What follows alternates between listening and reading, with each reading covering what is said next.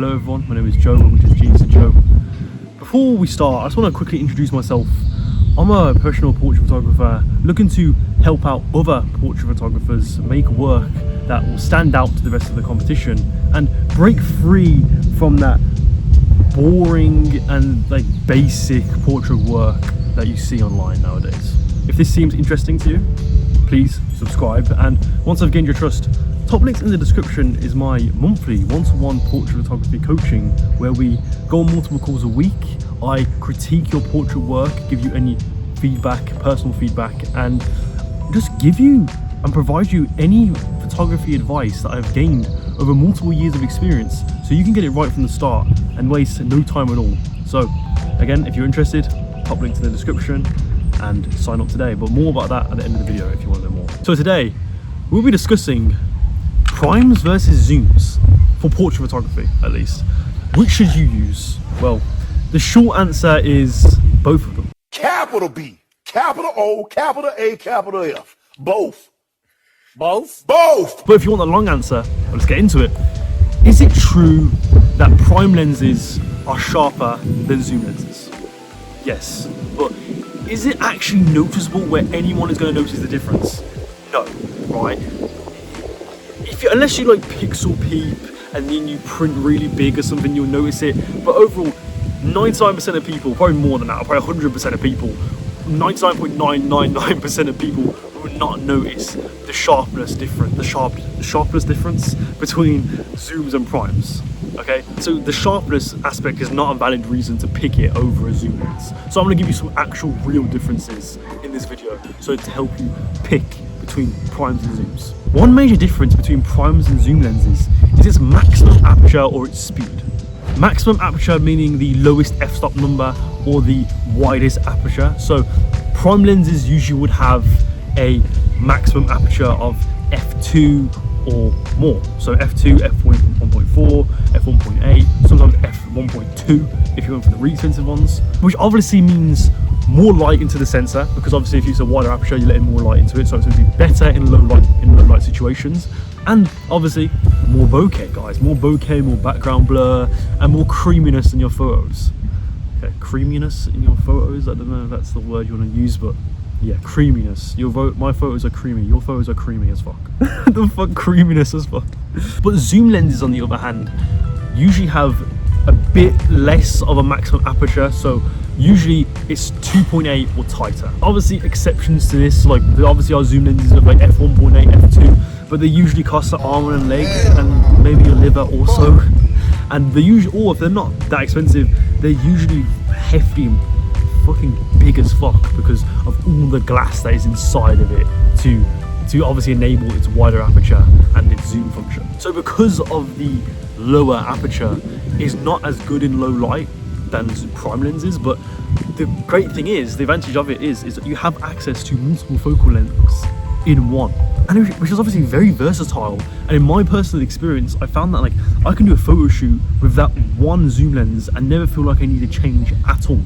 So I can get wide shots, I can get tight shots, I can get every variety of different shots without even switching lenses, which obviously can save a lot of time and effort. On the contrary, with zoom lenses, you can't exactly do this, so you're stuck at that one focal length of, let's say, for example, 50mm, but you do have the advantage of having that wider aperture, obviously, which is good at low light, more bokeh, maybe more sharpness if you actually notice that stuff. And obviously you may have to change lenses quite a lot. For example, when I use prime lenses, I've had to switch to 50mm to 85mm, then back to 50, and it can get a bit annoying sometimes. So it's really just down to you, right? Again, so if you use zoom lenses, you're gonna have access to all those different focal lengths, which obviously very versatile, as you don't have to keep switching lenses. But obviously the only issue is now you only have access to tighter apertures like f2.8, sometimes even more than that, like f4. So that's limiting in that way, but it's not as good in low light. You won't get as much bokeh as a prime. So there you go. But on the other hand, if you're using prime lenses, you have that advantage of having those wider apertures, but you're stuck at that same focal length. So again, it's just about picking which one do you prefer. Which one do you prefer? Do you prefer that more versatility and more versatile, or do you prefer you don't care about versatility that much? You just care about quality and you care about the apertures. And the apertures, yeah, you care about the apertures, you care about the creaminess in your photo, guys. But yeah, it's just really down to you and what settings you like to use. If you like everything to be in focus, you like the more fashion look where everything's in focus and like nothing, everything's sharp, and you want some versatility, zoom lenses are perfect. For me, 24-70 is a perfect lens for that. But if you want to get that more exaggerated look, you want that more bokeh, again, that more creamy look, you may want to use primes. No, you probably should use primes for that. I have personally used both primes and zooms in my work, in my portrait work, but recently I found that zoom lenses actually work much better for me, as I've been trying to go for that more fashion look. So I've been trying to get a lot more in focus, everything sharp, and I want that versatility. Right? I want that versatility and not having to keep switching lenses, so it's been great for that. And I've been doing that rather than like trying to optimize for as much bokeh and background blur as possible. But by all means, you can still get a lot of bokeh with zoom lenses, but it's not to the same effect as primes. I'm just gonna quickly give you some guidance of like what lenses you should use, or you could use for different shot sizes. So let's get into it. So for the wider shots, I would suggest anything between 24 and 50mm. For mid shots, 50mm or 85, and for close-ups, 50mm or like tighter than that, 50mm then onwards, really, 85 or tighter. By all means, again, you can like go against that and like just do your own thing and like shoot 85mm for a wide shot, which you can get a quite unique look if you do that. But again, it's just up to you. How you like to shoot is what lenses you're going to determine. In this video, I'm going to help guide you with like which ones you may want to pick. Are you a portrait photographer looking to enhance your skills and to stand out to the rest of the industry? Well, I can definitely help you with that. I now offer one-to-one portrait photography coaching where we go on multiple calls a week. I critique your portrait photography work, I go through it, I give you feedback, and I just give you any advice, photography advice that I've gained over multiple years of experience, so you can get it right from the start and waste no time at all. It is a monthly subscription, so if you don't feel comfortable committing to a plan just yet, you can actually book individual one-to-one calls with me where we go over the same things. I critique your work, I give you any advice, but it's like a taste tester really of what it would be like if I was to coach you full time.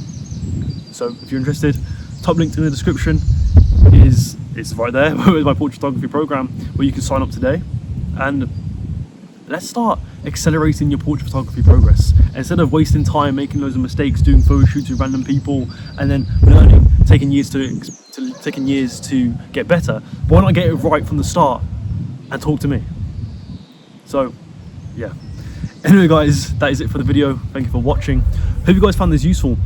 What lenses do you use? Do you use primes? Do you use zooms? Which is better? And I don't think you should be in that mindset of like a superiority mindset where I only use primes because that's the thing. Like people, it's like the same with film. It's like I only shoot film because it's not digital, it's real photography. Like shit, cringe shit like that, right? Don't be like that. Like, I used to be like that with the primes. I don't only use primes because that's the real way to shoot and everything like that. And it's like if zoom lenses work for you, zoom lenses work for you. So don't have that mindset. Don't ignore those people that say that shit. Do what you think is best. So that's it for the video. Click on any of these videos here or here to learn more about portrait photography, and I'll see you next time.